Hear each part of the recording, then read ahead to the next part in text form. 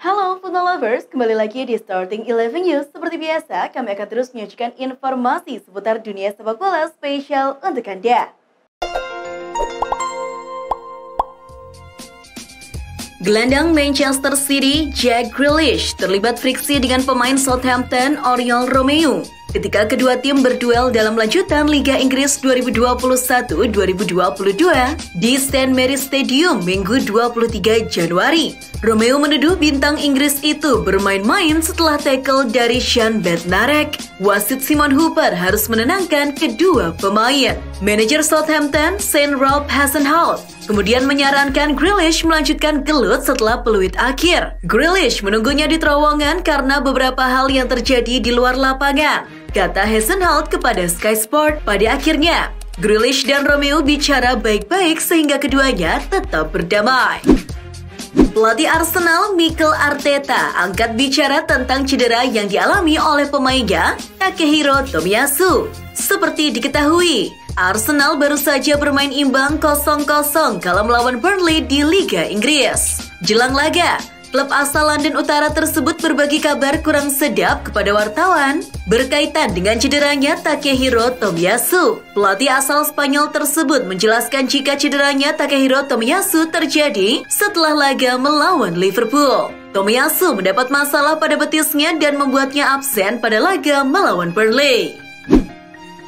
Lionel Messi menjalani awal musim yang sulit di Paris Saint-Germain. Mega bintang asal Argentina tersebut baru mencetak 6 gol dan 5 assist untuk PSG di semua ajang sejauh ini. Hal tersebut dianggap tidak sesuai dengan 16 kali kesempatan tampil yang sudah diberikan oleh pelatih PSG, Mauricio Pochettino.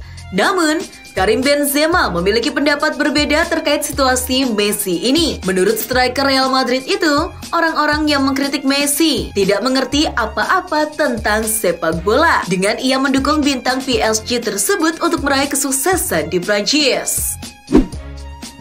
Fans Atletico Madrid menyuarakan kekecewaan mereka terkait keputusan Diego Simeone untuk mengganti pemain bintang kesayangan mereka, Joao Felix, di pertandingan melawan Valencia pada Sabtu 22 Januari malam waktu setempat di Estadio Wanda Metropolitano. Felix digantikan sebelum 1 jam laga berjalan untuk memasukkan Felipe yang memicu protes keras dari penonton. Namun memang semuanya terbayar lunas pada akhirnya dengan Atletico mengamankan kemenangan comeback dan keputusan pelatih Diego Simeone terbukti tepat.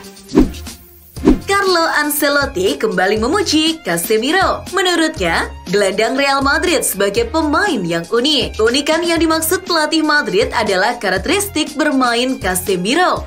Menurutnya, tidak ada lagi pemain di dunia ini yang seperti penggawa timnas Brasil. Bahkan, Don Carlo menyebut sebuah kesalahan besar jika ada yang mencari pemain seperti Casemiro. Karena, gelandang-gelandang yang selama ini dia tangani punya karakter yang berbeda. Jika kita mencari di bursa transfer pemain seperti dia, itu artinya kita akan membuat kesalahan besar.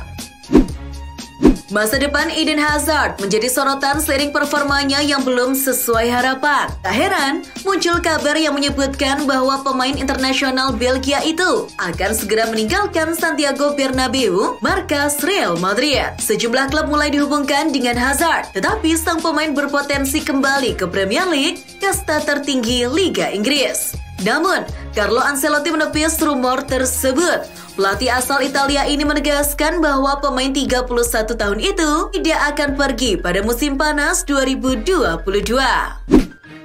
Klub Liga Spanyol, Barcelona telah merekrut 2 pemain sepanjang Januari 2022. Mereka adalah Dani Alves dengan status bebas transfer, serta Ferran Torres dari Manchester City. Namun, Xavi sepertinya merasa masih belum cukup. Dia kabarnya menginginkan 2 pemain tambahan yang berposisi sebagai penyerang tengah dan bek sayap. Menurutnya, 2 sektor ini sangat butuh perhatian. Xavi butuh pelapis Luuk de Jong setelah Ansu Fati cedera. Nama Alvaro Morata menjadi prioritas bagi Barcelona di bursa transfer Januari ini. Gianluigi Buffon dikabarkan dapat meninggalkan klub Serie B Parma di musim panas mendatang setelah bergabung di awal musim lalu dan memiliki rencana untuk mencoba berkarir di luar Italia. Parma saat ini menempati urutan ke-13 di tabel Serie B, lebih dekat ke zona degradasi daripada posisi teratas. Seperti dilansir Football Italia, hasil buruk Parma bisa membuat Buffon meninggalkan Parma pada akhir musim meski kontraknya bersama klub akan berakhir pada 2023. Kiper veteran tertarik untuk memiliki satu pengalaman terakhir dengan klub di luar negeri sebelum gantung sepatu. Bintang PSG Neymar Jr. kini ikut berinvestasi di NFT dengan membeli 2 karya Bored Ape Yacht Club di OpenSea. Tak tanggung-tanggung, Neymar menggelontorkan dana hingga 1,1 juta dolar AS atau sekitar 15 miliar rupiah untuk membeli 2 koleksi. Pembelian tersebut dilakukan oleh Neymar melalui personal walletnya yang ia miliki di OpenSea dengan nama AJ, sesuai dengan inisial namanya. Namun ternyata, Neymar tak sendiri mengeluarkan biaya dengan jumlah tersebut. Dalam unggahannya di Instagram dengan gambar yang ia beli tersebut, Neymar juga mengungkapkan 2 rekannya di PSG, yakni Marco Verratti dan Leandro Paredes juga ikut terlibat. Setelah tak mendapat menit bermain yang cukup di bawah kepemimpinan Ole Gunnar Solskjaer, Martial kembali alami hal yang sama di era Rangnick. Sempat digadang-gadang akan menjadi bintang masa depan MU. Namun, performa Martial malah tak konsisten. Hingga akhirnya Martial pun dikaitkan dengan beberapa klub di bursa transfer musim dingin ini. Setelah mengalami negosiasi alot, MU pun sepakat lepas Martial ke Sevilla dengan status pinjaman. Kamerun berhasil lolos ke perempat final Piala Afrika 2022 yang berlangsung di Stadion Olembe. Kamerun memastikan satu tempat di perempat final setelah mengalahkan Komoro dengan skor 2-1. Namun, kemenangan ini diwarnai oleh tragedi tewasnya 6 orang penonton dalam kerusuhan yang terjadi sebelum pertandingan. Kerusuhan diduga berawal dari penonton yang memaksa masuk stadion meski tak mempunyai tiket. Dusan Vlahovic adalah salah satu primadona di bursa transfer kali ini. Ia menjadi incaran beberapa klub papan atas karena tampil luar biasa bersama Fiorentina. Sejauh ini Vlahovic sudah mencatatkan 17 gol dari 21 penampilan Serie A. Pihak Juventus merasa profilnya sangat cocok dengan kebutuhan Juve. Seperti yang diketahui, si Nyonya tua sedang mengalami krisis striker karena Alvaro Morata dan Moise Kean dirasa kurang maksimal bagi sang juru taktik Massimiliano Allegri. Sudah jatuh malah tertimpa tangga. Setelah gagal mengeksekusi penalti pada laga melawan Elche, Benzema harus ditarik keluar lapangan pada menit ke-58 karena ada gangguan pada paha kirinya. Seakan melengkapi keapesan Benzema, di waktu yang sama, rumah Benzema dibobol maling. Benzema pulang ke rumah dan menyadari bahwa rumahnya telah dimasuki orang tak dikenal. Meski kini sedang diasuh oleh Ralf Rangnick, MU tetap aktif mencari pengganti Rangnick. Pasalnya, Rangnick hanya akan mencari pelatih United hingga akhir musim mendatang. Beberapa nama pelatih beken pun dikaitkan pada MU, seperti Luis Enrique yang sedang asik menangani timnas Spanyol dan pelatih yang sempat gagal di Madrid, yakni Julen Lopetegui. Namun, mendatangkan Luis Enrique dan Julen Lopetegui bukan perkara mudah bagi MU, sebab kedua juru taktik itu masih terikat kontrak dengan timnya masing-masing. Kamerun susah payah untuk lolos ke perempat final. Meskipun hanya menghadapi Kepulauan Komoro yang kekurangan pemain dengan hanya memainkan 10 orang saja dan terpaksa memasang seorang bek menjadi kiper, hasil akhirnya tetap dimenangkan oleh Kamerun. Tapi, Komoro tetap tampil heroik dan membuat Kamerun ketar-ketir dengan 1 gol yang dicetak Komoro. Inter Milan dikabarkan kembali menjajal peruntungan mereka untuk mengupayakan tanda tangan Robin Gosens dari Atalanta pada bursa transfer Januari ini. Inter sudah lama mengincar sosok Gosens. Dengan Inter percaya Gosens bakal jadi pengganti yang sepadan bagi Ivan Perisic.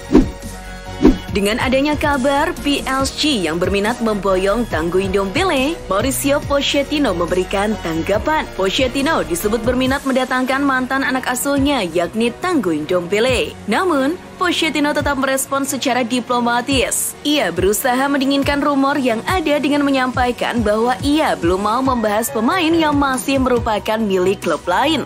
Saya tidak berbicara tentang pemain yang berada di klub lain, ungkas Pochettino seusai laga PSG versus Reims di Liga Prancis.